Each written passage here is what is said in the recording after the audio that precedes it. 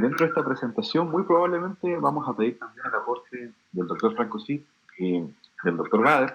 que especialmente estamos bien relacionados con los elementos más neurobiológicos, específicamente relacionados con el abordaje de la depresión. Primero que todo, me gustaría partir mencionando que cuando abordamos la depresión, lo abordamos desde una perspectiva también en donde específicamente tenemos una definición de salud mental que nos permite también abordarla desde un ámbito específico, ¿no?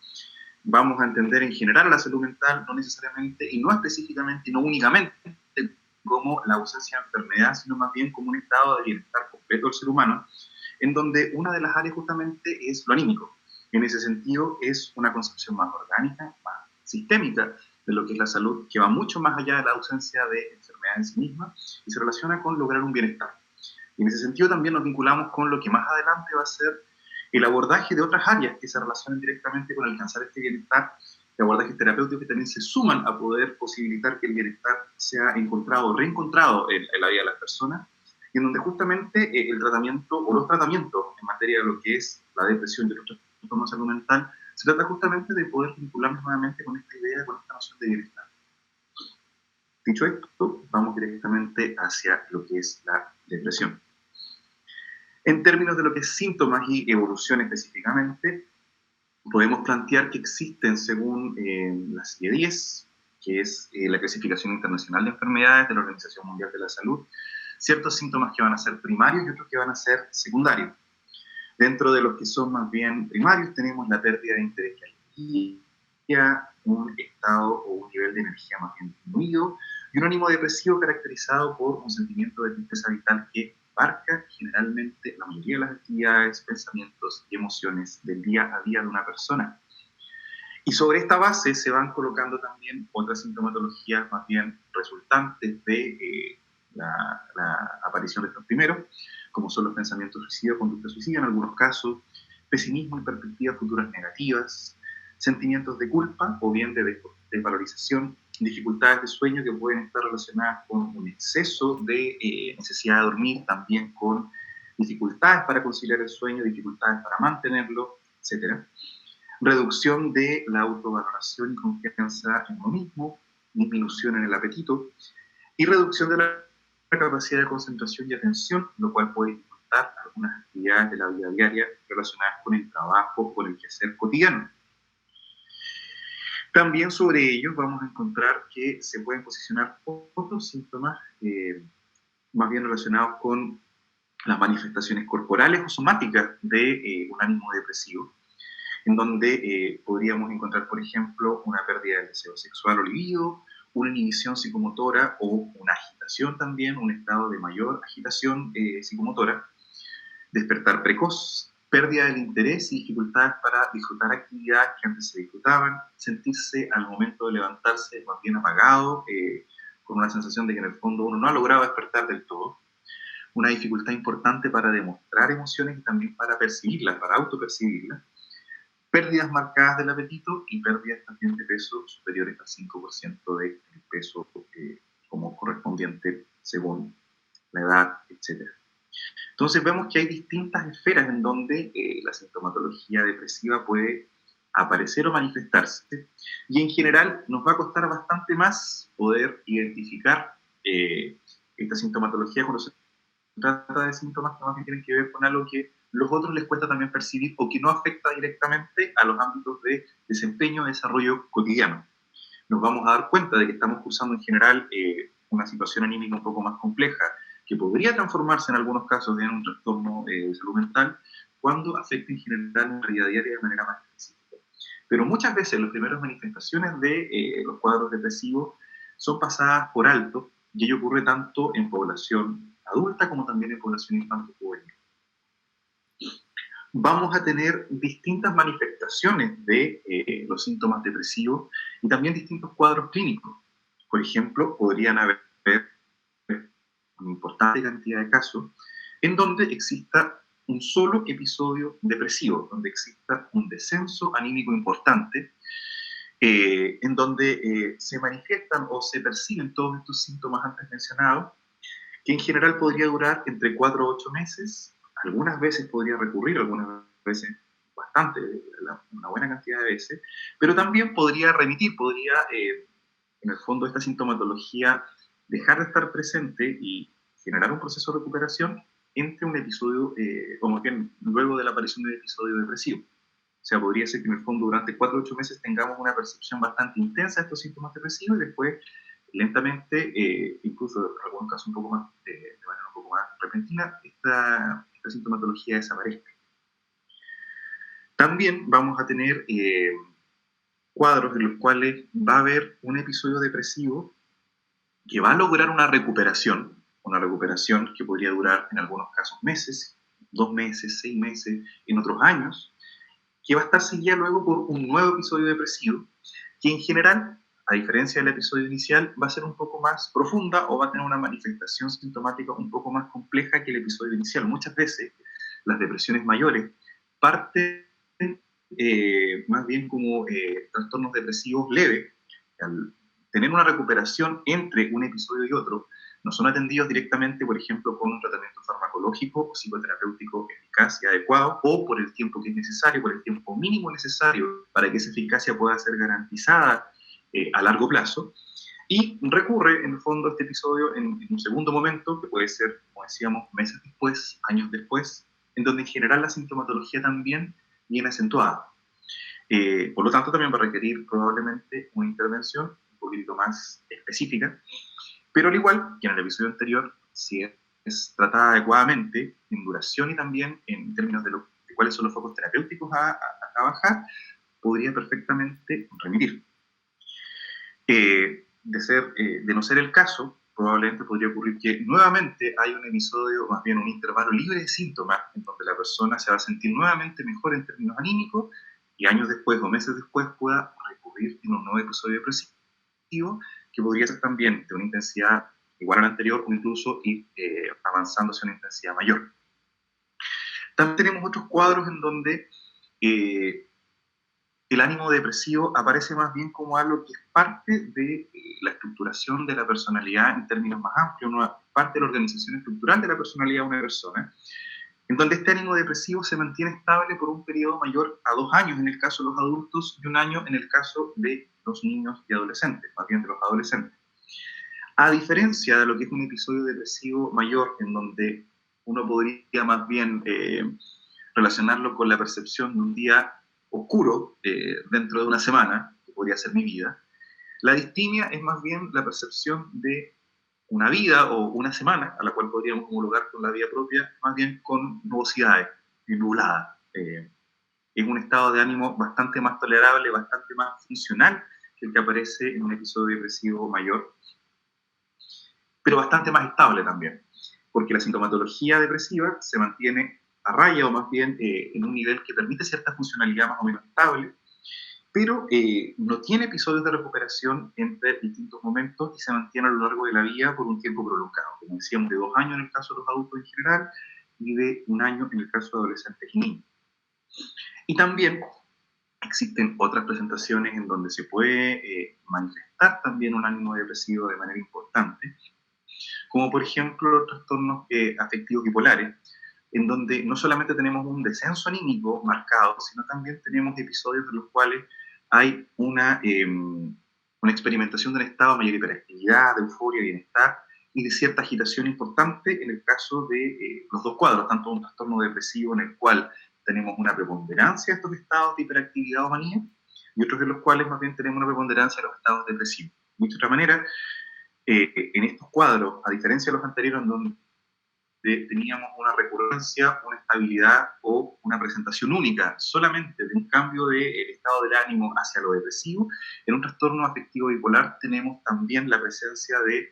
una sintomatología antagónica, donde más bien lo que aparece es un estado de ánimo exacerbado, acelerado, agitado, que se contrapone al episodio depresivo y que puede seguir posterior a la remisión del momento del episodio depresivo dentro de un trastorno afectivo bipolar. En términos también cualitativos de cómo se percibe, de cómo se vive la sintomatología depresiva en un trastorno bipolar, es distinta a la que uno puede, en el fondo, ver o experimentar de manera un poco más indirecta como tratante los pacientes que en el fondo mantienen esta sintomatología, ya que en general vemos que en el caso de los trastornos depresivos la principal dificultad o las principales complicaciones son capaces de ser elaboradas en términos bastante amplios, haciendo uso de recursos cognitivos, afectivos, personales que permiten de alguna otra forma dar curso a estos episodios depresivos y a continuar también con ciertas áreas de la vida más bien conservadas, pudiendo en el fondo mantener un cierto funcionamiento normal. En el caso de los trastornos afectivos bipolares vemos que los episodios depresivos son muy intensos. Muchas veces hay descripciones tales como siento un hoyo en el medio del pecho y nada me lo puede sacar. O sea, en un estado anímico que incluso se ve o se vive como lo que está ocurriendo en la realidad de mi cuerpo, en donde esta sintomatología depresiva incluso puede llegar a paralizar las actividades del día a día y a generar estados de angustia muy complejos. Dentro de la clasificación que antes mencionábamos, vamos a ver que en general los trastornos relacionados con descenso en el estado de ánimo se pueden clasificar, por ejemplo, como episodios depresivos en un contexto de un trastorno afectivo bipolar, o sea, episodios depresivos también seguidos por episodios de manía, episodios depresivos únicos, en donde tenemos más bien episodios leves, moderados y severos, episodios depresivos recurrentes, en donde teníamos, como mencionábamos antes, la posibilidad de que exista una recuperación entre un episodio y otro, un periodo libre de síntomas, pero luego un nuevo episodio depresivo posterior a una cierta cantidad de meses o de años incluso, y la distingue en donde el ánimo depresivo es más bien estable, que permite un cierto funcionamiento estable, pero donde más bien no existe una recuperación que permita, en el fondo, funcionamiento fuera de este ánimo depresivo. Y también otros trastornos depresivos en donde la causa principal de la sintomatología depresiva está en un origen más bien de tipo orgánico. Dentro de las presentaciones clínicas de los trastornos depresivos,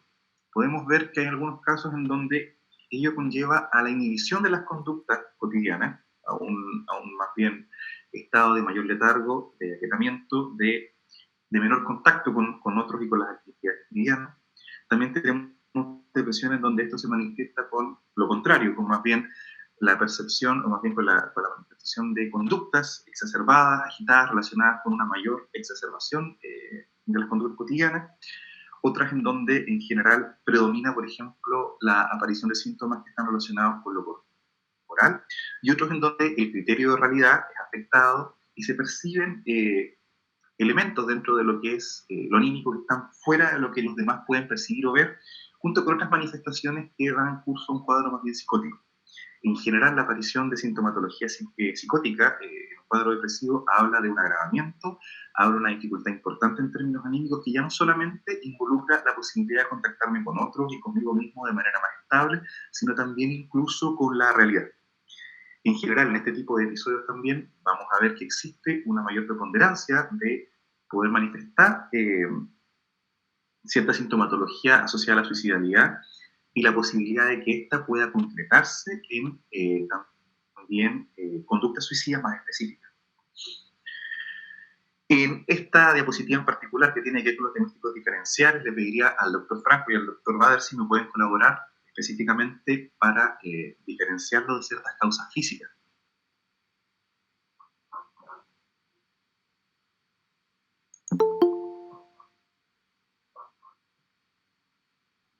Doctor Bader. Sí. ¿Sacaste la lista encima para que podamos verlo? ¿Se ve ahí? No. Perdón, estoy tratando de... ¿Ahí sí? Pon tu ponencia, sí, no se ve. No, no sé qué hice. Un segundo, por favor. Estoy... Muestra tu computador nomás y muestras la ponencia.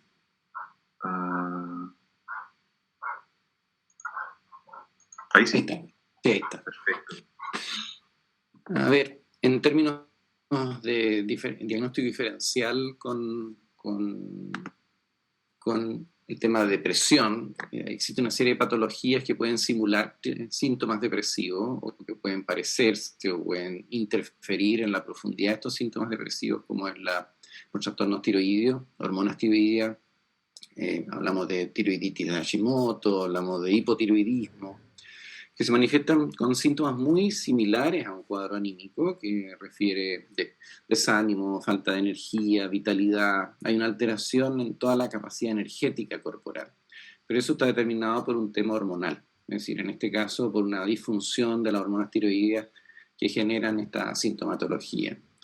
Dentro de los trastornos neurológicos existe una serie de patologías. Existen fenómenos como de delirium, que tienen que ver con infecciones cerebrales, meningitis, encefalitis, virosis, lo que estamos viviendo hoy día, por ejemplo, el coronavirus, digamos, pueden producir encefalitis cerebrales que son muy graves, pero tienen siempre manifestaciones psíquicas asociadas a manifestaciones neurológicas periféricas, con sensibilidad, cambios de sensibilidad en la percepción del cuerpo, hemiparesia, hemiplegia, hay alteraciones neurológicas que van apareciendo. Entre eso, las enfermedades virales también pueden simular un cuadro gripal. Una influenza puede generar síntomas de desánimo, falta de energía,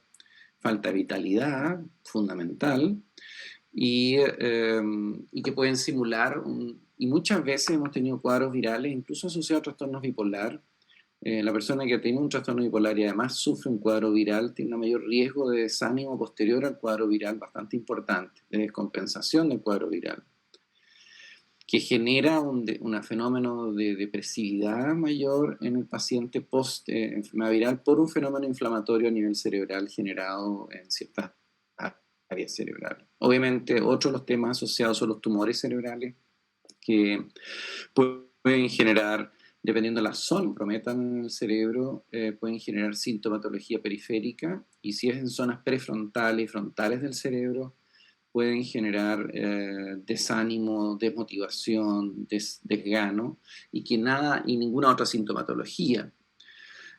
Hay tumores en otras zonas del cuerpo que solamente se manifiestan, por ejemplo, por depresión. El tumor de páncreas, por ejemplo, puede producir primera sintomatología, un desánimo importante, falta energética por alteraciones hormonales,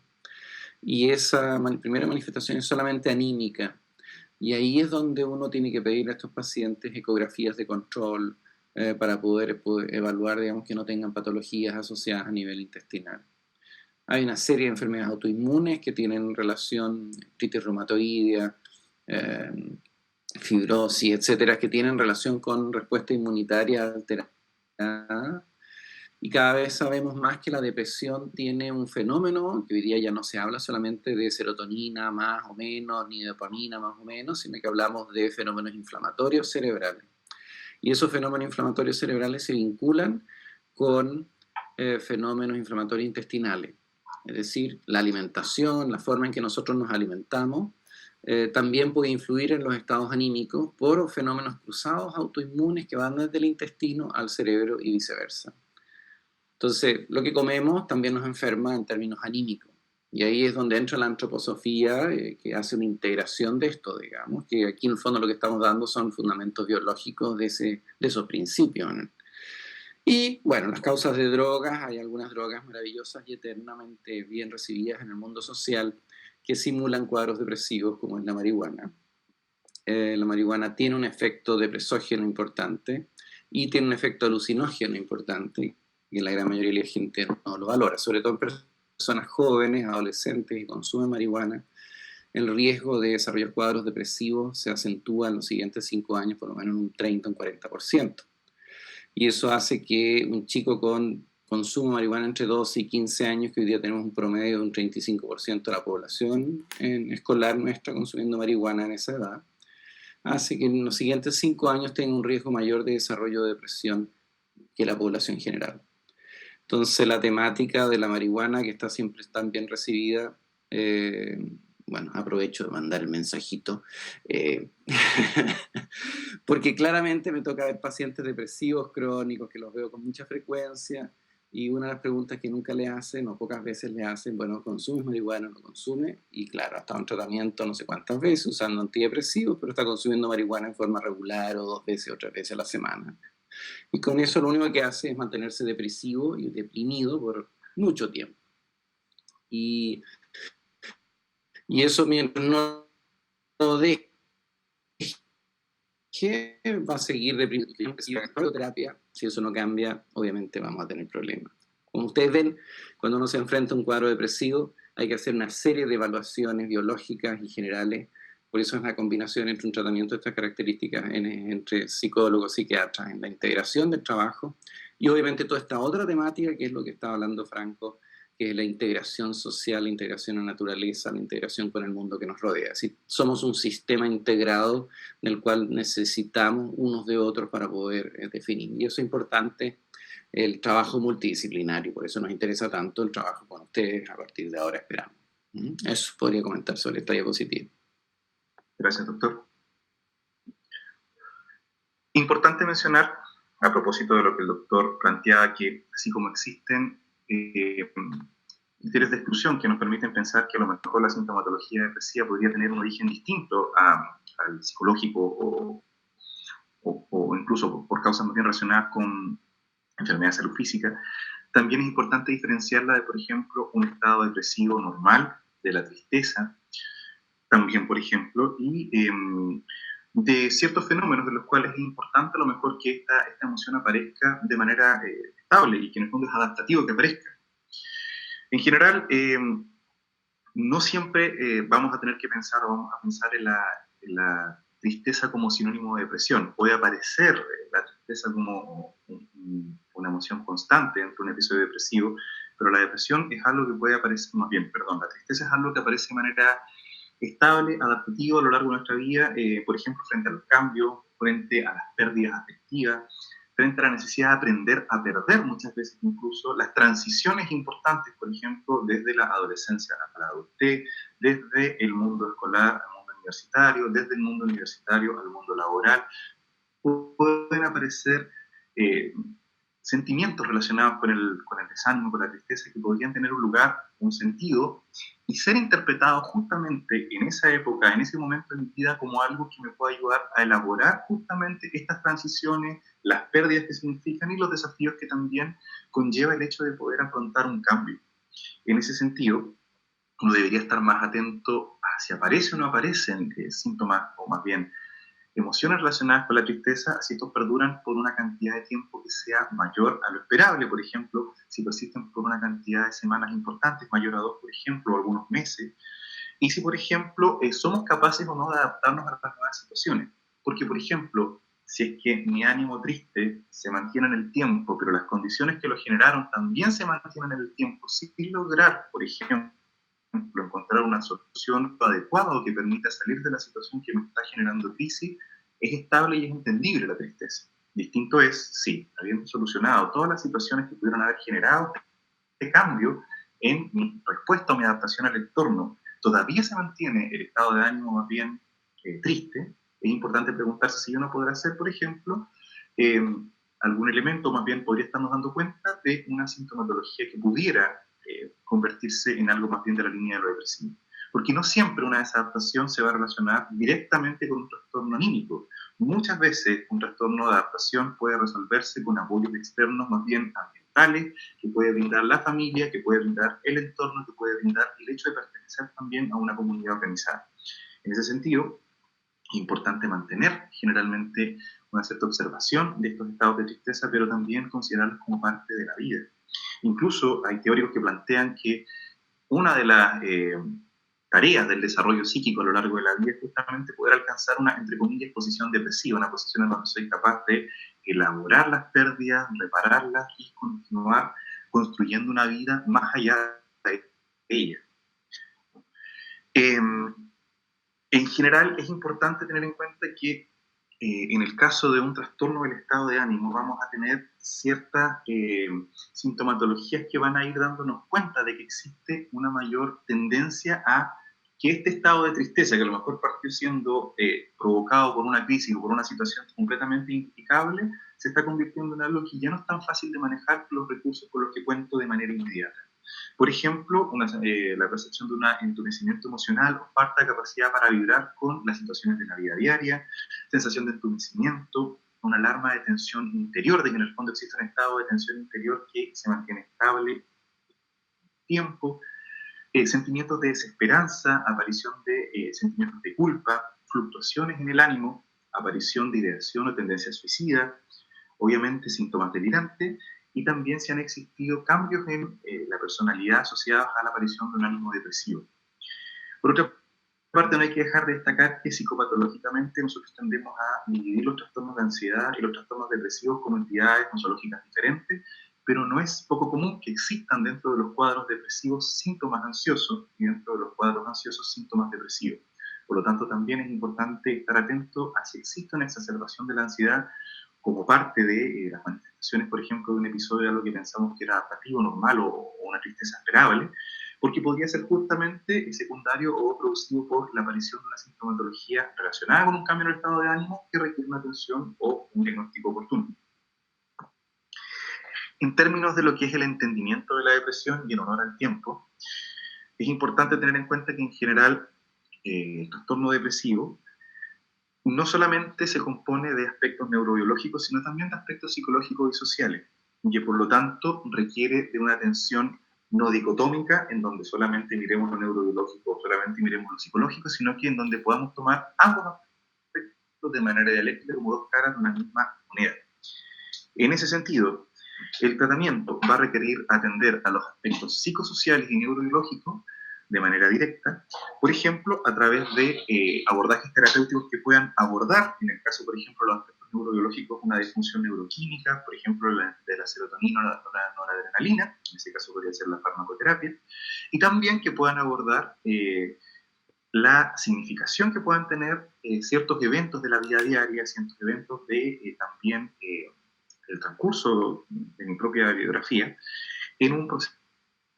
psicoterapéutico efectivo. O sea, base generalmente un tratamiento para la depresión va a ser el abordaje psicofarmacológico y psicoterapéutico de la depresión, no sin dejar de considerar que frente a estas dos alternativas que pueden estar más bien a la base de manera estable en la mayoría de los tratamientos para la depresión, se va a necesitar también la incorporación de otras estrategias terapéuticas que puedan incorporar nuevos factores protectores, que puedan incorporar nuevas áreas de desarrollo que permitan al sujeto volver a incorporarse a la vida y recuperar, como decíamos, el estado de bienestar una vez que se ha recuperado también del trastorno o de la situación depresiva que lo originó. Doctor Bader, nuevamente le pido colaboración con esta diapositiva relacionada con los mecanismos biológicos.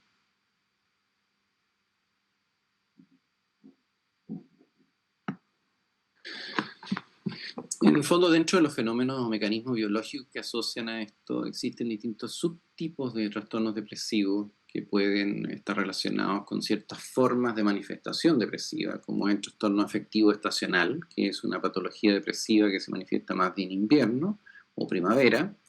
Dependiendo de la patología, esto puede estar asociado a trastornos bipolares o a veces solamente monopolares depresivos que vuelven a tener episodios cada invierno y que requieren tratamiento con luminoterapia y no con farmacoterapia. Es decir, exposición a una lámpara de luminosidad que equivale a unas 2.000 a 5.000 lux de intensidad lumínica, que corresponde a un día de primavera, y que se mantiene durante todo el invierno su uso en estas depresiones, desde abril hasta septiembre generalmente, para poder ayudarles a manejar esta estacionalidad depresiva que se va a repetir constantemente en los años siguientes, porque tiende a ser recurrente. El efecto mando de las luces, eso sí que no sé a qué se refiere, pero sí estamos hablando de las fluctuaciones diarias, el hecho, por ejemplo, que hay ciertas depresiones que responden mejor cuando tú le haces una privación de sueño y tú ves si hay en la privación de sueño durante la noche, la segunda parte del sueño, le privas ese sueño, le dice que se despierte y se levante. Y al día siguiente esa persona está más contenta, de mejor ánimo, más activa rápidamente, es un indicio indirecto de buena respuesta farmacológica a antidepresivos en el tratamiento posterior. Y en ese sentido es una forma que tiene que ver con la regulación del sueño, con el ciclo de sueño-vigilia, y después existe un subtipo de trastornos afectivos bipolares que es el ciclador rápido y ultra rápido, que son personas que pueden ciclar en el mismo día, y ultra rápido puede ser en horas, es decir, una persona puede estar anímicamente muy acelerada durante la mañana y en la tarde ya está completamente deprimida, o incluso pueden pasar rápidos momentos de un ciclo al otro. Son síntomas de gravedad y síntomas de intensidad y que requieren un tratamiento bien específico desde el punto de vista farmacológico y psicoterapéutico también para tomar conciencia, porque la persona jura que esto es parte de su carácter y no es su carácter, sino que es una fluctuación anímica muy, muy alta y muy rápida. Eso es lo que te podría comentar. Lo del efecto mando de las luces, no sé lo que es. Bueno, doctor, muchas gracias. Y en el último apartado de nuestra presentación, que tiene que ver con el reconocimiento de la depresión en la práctica profesional, nuevamente, doctor, le pido ayuda con esta imagen. Bueno, aquí ustedes ven un corte hecho por un neurospec, que es se pone un radioisótopo en la sangre de la persona que marca los glóbulos rojos y ve cuáles son los que están, las zonas neuronógicas, celulares más activas, van a tener una intensidad lumínica amarilla y las de menor fluctuación energética van a ser una intensidad lumínica roja, como se ve en la imagen. Y si ustedes ven en el corte superior y lo comparan con el inferior, la persona con un cuadro depresivo tiene toda la zona frontal, que es donde muestra las flechas ahí, no sé si se alcanza a ver eso, ahí, esas flechas, muestran que esas zonas del cerebro están hipoperfundidas, es decir, hay menos flujo sanguíneo porque están subactivas en términos de su trastorno anímico comparado con una persona normal y adulta que tiene toda la zona de circulación cerebral funcionando normal, como ustedes ven aquí. Eso es lo que muestra en fondo que el tema de la depresión no es solamente un tema psicológico o un tema neurobiológico, sino es la combinación de manifestaciones conjuntas que se manifiesta psicológicamente un sustrato neurobiológico. Y esa es la razón de los tratamientos farmacológicos. Gracias, doctor. En muchos casos ocurre que las personas que están pasando por un cuadro depresivo no consultan necesariamente por las dificultades asociadas directamente al ámbito más bien psicológico, sino más bien por los síntomas físicos que muchas veces aparecen asociados a la depresión, como por ejemplo dolor de cabeza, cansancio, palpitaciones, sensación de pecho apretado, problemas intestinales, mareos, dolores abdominales, rigidez en el cuello, dolor de espalda. No se quiere decir que en todos los casos que exista este tipo de síntomas físicos haya necesariamente la aparición de un trastorno depresivo, pero sí es común que muchas personas que están pasando por un trastorno depresivo no detectan o no computan como algo complejo lo que está pasando a nivel interior, lo que está pasando también a nivel psicológico, sino que terminan consultando, por ejemplo, por un dolor de cabeza recurrente. En ese sentido, es importante muchas veces que cuando existe por ejemplo, una sumatoria de síntomas físicos que no son necesariamente explicables para lo que está ocurriendo en términos más bien de un cuadro de salud física, también podrían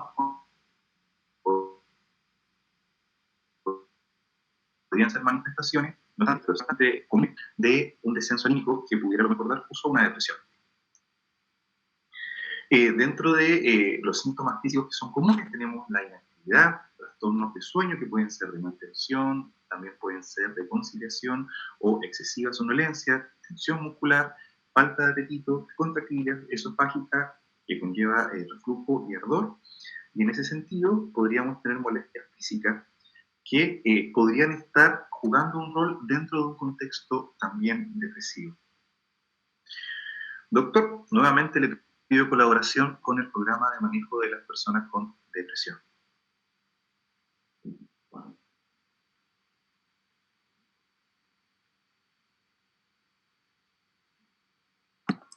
No quisiera entrar en detalle en todo el esquema, digamos, que lo que significa un programa, digamos, todo el flujograma del auge para depresión, que es bastante complejo, digamos, pero en el fondo lo que hay que entender es que existe un programa nacional que es el auge de depresión, que se basa en la evaluación de los cuadros anímicos en la etapa inicial, la atención primaria, y esos cuadros anímicos son evaluados por un médico general o enfermera acompañado de psicólogo, donde se hace el diagnóstico del cuadro depresivo. Y si cumple con criterios para un cuadro de depresión, debe empezar un tratamiento, dependiendo de la severidad que tenga, va a ser derivado a un sistema, digamos, de mayor o menor complejidad, sobre todo en el caso de cursar un cuadro bipolar, por ejemplo. Los cuadros bipolares son de manejo de especialidad, y los cuadros depresivos severos y los cuadros depresivos leves a moderados pueden ser manejados por médicos generales en la atención primaria y secundaria. Ahora hay también un tema de capacitación y hay un flujo muy cambiante de profesionales en la atención primaria, lo que ha hecho dificultar este proceso en términos de estrategia. Pero bueno, la intención es la que vale, digamos, y existe toda una red de apoyo, hay tratamiento terapéutico, digamos, terapia ocupacional, terapia psicológica, terapia farmacoterapéutica, terapia de pareja, terapia familiar, que está integrada dentro de las distintas alternativas de tratamiento y consejería para los pacientes que están en control por un cuadro depresivo. Esto corre también para depresión como para bipolaridad, para pacientes también con trastorno esquizofrénico y para pacientes con patología asociada a adicciones hasta los 20 años. En los casos más graves se aplican escalas de desesperanza de Beck para adultos y en adolescentes escala de suicidalidad o CASHA, que es un tipo de escala que permite medir riesgo suicida en los casos más graves para poder tomar determinaciones de urgencia y hospitalizar los casos en que estén o en una franca intención suicida o ya cometieron un acto suicida y son sobrevivientes del mismo y la familia está tratando de pedir ayuda, digamos. Eso es como en términos muy generales. No quiero entrar en mucho detalle más porque no se van a aburrir y no nos van a ir todos los expositores. Gracias, doctor. Solo mencionar que dentro de las escalas están también aquellas escalas generales, como el PHQ-9, que conversábamos que podía servir justamente para poder evaluar no solamente si una persona está cursando por una sintomatología depresiva específicamente, sino también para ver si ese tratamiento a lo largo de una cantidad determinada de meses ha logrado que esa sintomatología haya mejorado o haya avanzado hacia nuevamente recuperar un cierto estado de bienestar dentro del cuadro. Ejemplo. Muy a grandes rasgos, la depresión es una enfermedad grave que afecta al paciente profundamente, que tiene distintas presentaciones, pero no por ello no deja de ser una problemática de salud mental importante. 10 pacientes de la sala de espera de un médico general van a sufrir depresión,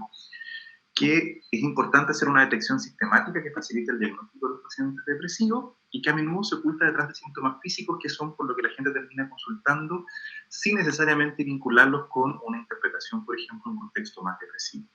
Por lo tanto, muchas veces vemos que lo depresivo tiende a ser pasado por alto, el trastorno depresivo tiende a ser pasado por alto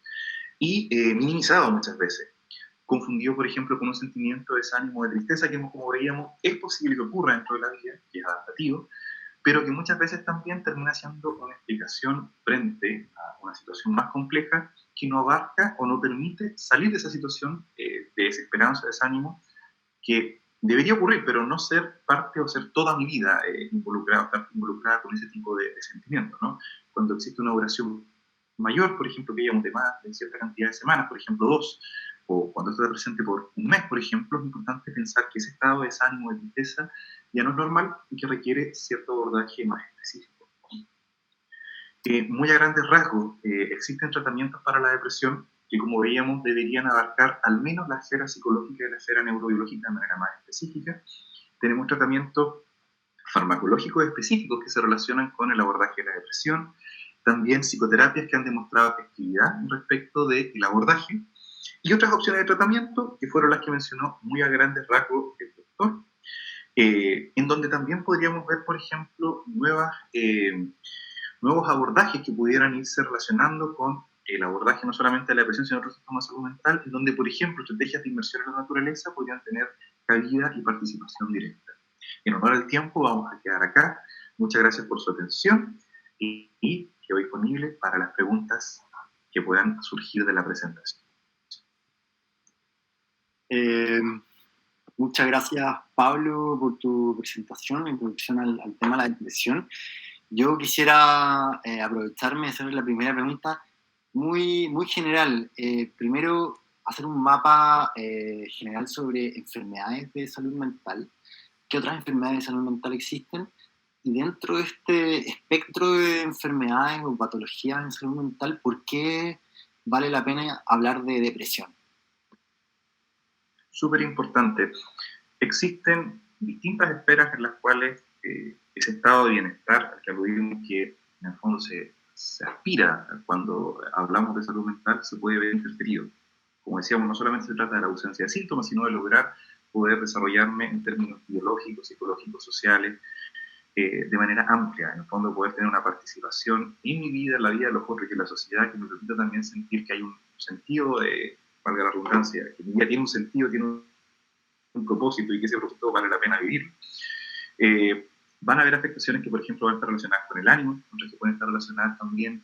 con el desarrollo de la personalidad, con cómo esta personalidad podría haberse rigidizado en ciertos rasgos que hacen difícil, por ejemplo, la participación en la vinculación con otros, con la realidad o con el mundo en general. Van a haber trastornos en los cuales lo que va a estar afectado va a ser directamente la relación con la realidad compartida, en donde van a aparecer fenómenos que van a permear en el fondo la realidad y que van a hacer que muchas veces vamos a percibir, oír, escuchar,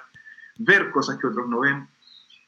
Van a haber otros trastornos en donde lo complejo va a estar más bien del lado de poder adaptarse a los patrones conductuales que son más o menos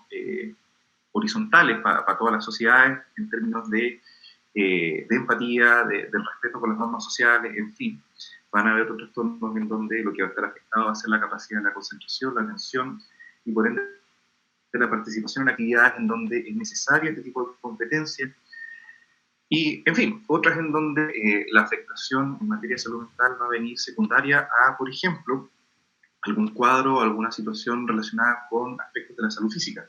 Creo que no se me queda ninguna, en todo caso, doctor, si es que, o doctores, alguna de ellas alguna vez se me quedara en el tintero, bienvenido también, por favor, a complementar mi respuesta. ¿Y por qué hablar de depresión o por qué centrarnos en los trastornos depresivos como un ámbito de desarrollo en materia de salud mental en Chile? Porque es uno de los más prevalentes en población general. No solamente es algo que va a estar presente en un determinado rango etario dentro del curso de vida, sino que lo vamos a ver presente, por ejemplo, en la población adolescente, en la población adulta mayor, en la población adulta joven, en la población adulto de la adultez intermedia. También va a haber cuadros también de depresión infantil que aparecen también muchas veces, no con la misma recurrencia, pero que también están apareciendo constantemente dentro de los centros de salud. O sea, vemos que es un trastorno de salud mental que es prevalente, que abarca la población chilena de manera bastante horizontal, y en donde no solamente tenemos el fenómeno de la horizontalidad como un paraguas, sino también tenemos una intencionalidad por parte del aparato público para poder detectarlo, para poder tratarlo, en donde existe también un esfuerzo público por justamente dar cabida a la depresión, por concientizar sobre los fenómenos que abarcan el fondo de vivir o interpretar la vida desde una perspectiva más bien depresiva, y que es una problemática que abarca a la sociedad chilena, donde probablemente cualquier innovación terapéutica que pueda complementar el trabajo que se está haciendo de detección, de manejo y tratamiento en materia de depresión va a ser también bien recibido y va probablemente a contar con apoyo no solamente en materia,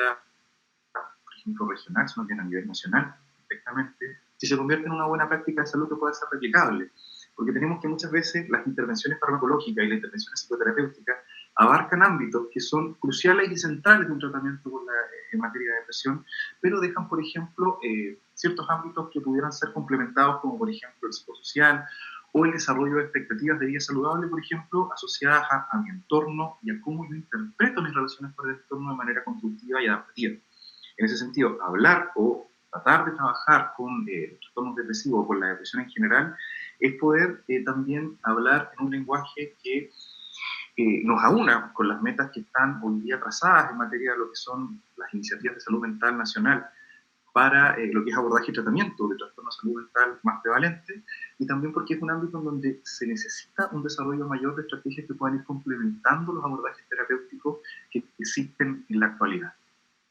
Eso a grandes rasgos. Está sin, no, está sin micrófono. No te escuchamos. Ahí sí. Gracias, Tomás. Gracias, Pablo. ¿Tenemos tiempo para alguna otra pregunta? Yo tengo una pregunta. Entonces, Primero que todo, gracias por la invitación y muchas gracias por tu presentación, Pablo. Mira, tomando un poco el título de esta investigación, de esta conversación de naturaleza y salud mental, me gustaría saber cuál es su visión de la terapia en la naturaleza en el tratamiento de la depresión. Desde las prácticas de baño de bosque, Shinrin-yoku, hasta cuando se presta una mirada más como cognitivo-conductual o humanista, alguna perspectiva, en función de hacer terapia en áreas silvestres. Aprovecho mi comentario, yo desde la intuición yo creo que puede ser una buena herramienta en cuanto a que se empiezan a regular en la naturaleza ciertos ciclos vitales, como puede ser el ciclo del sueño, de surgir una animosidad desde el entusiasmo versus como esta anedonia característica de la depresión, y también mediante las metáforas que pueden suceder en la naturaleza se puede ir dando ciertos darse cuenta, insights terapéuticos. Eso, muchas gracias. Bueno, Sergio, la verdad es que especialista en lo que son tratamientos relacionados con la inmersión en la naturaleza, creo que eso lo va a abordar mucho más en detalle el doctor Bader, pero sí he tenido algunos abordajes más bien relacionados con mi área específica de competencia, que soy psicólogo infantil juvenil. He incorporado algunas experiencias de inmersión en la naturaleza con pacientes con trastornos más bien del área conductual, con trastornos con déficit atencional o con más bien sospecha de déficit atencional en general provenientes de los colegios, desde los padres, donde existe una sobre necesidad de diagnóstico de ese trastorno particular, en donde me he percatado que en general cuando la psicoterapia transcurre en la naturaleza, cuando también se convierte en un proceso activo de ir descubriendo junto con el terapeuta, por ejemplo, el entorno, esa atención multifocal termina siendo algo tremendamente provechoso de trabajar en un entorno como ese, y se va regulando, se va organizando una manera también de darle cabida a esa multifocalidad como parte de posibilidades también de entendimiento del entorno. O sea, me parece a mí, en ese sentido, y como te digo, muy desde la experiencia, como te digo, de lo que he hecho con este tipo de trastornos, que las experiencias que se relacionan con el trabajo directamente con la naturaleza permiten una reinterpretación de ciertos hechos, una regulación, como tú muy bien dices, de ciertos ciclos, que por ejemplo afectan directamente a competencias o funcionalidades que en general son deseables que las personas puedan mantener en cierto rango de funcionamiento, ¿no?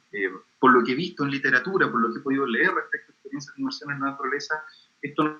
no es algo que solamente he percibido yo, sino que también existen programas en donde las experiencias de inmersión en la naturaleza han logrado reducir la sintomatología relacionada, por ejemplo, con trastornos más bien conductuales, y donde también han habido importantes avances como complemento en las terapias relacionadas con los trastornos anímicos. No sé si con eso respondo a tu pregunta.